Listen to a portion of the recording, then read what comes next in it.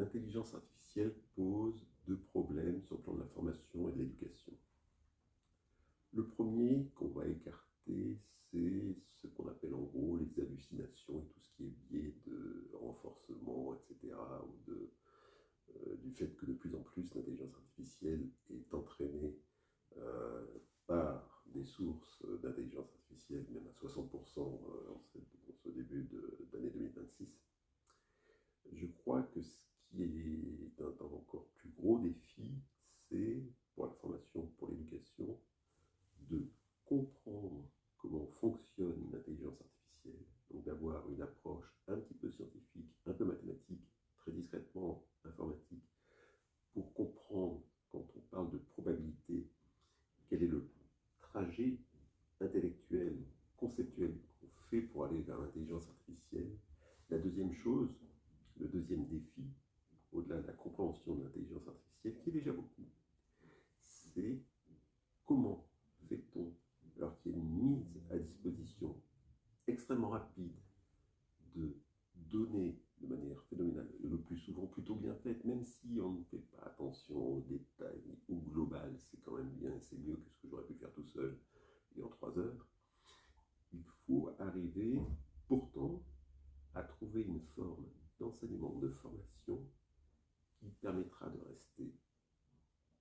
très fort sur ses repères, de raisonner juste, d'arriver à des résultats justes et non pas à des résultats à peu près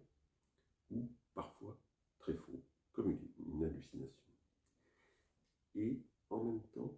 il faut prendre en compte l'aspect psychologique, parce qu'il y a un fort aspect psychologique dans l'intelligence artificielle et dans le rapport qu'on a avec elle. Et il faut arriver à rester maître de cette intelligence artificielle et dans l'apprentissage, à ne pas trop l'utiliser, parce que les enseignants, les formateurs n'en soient pas non plus trop prisonniers. Et donc la réflexion qu'on va commencer très vite ne doit pas être binaire sur il faut, il ne faut pas, ça va remplacer, ça ne va pas remplacer, il faut faire comme ci, il faut faire comme ça. Chacun a toujours eu des opinions, des idées très précises sur la formation et l'enseignement. Maintenant, parlons-en, mettons-nous d'accord sur des corpus, faisons des tests, essayons, mais on ne peut pas rester en l'état. Il faut vraiment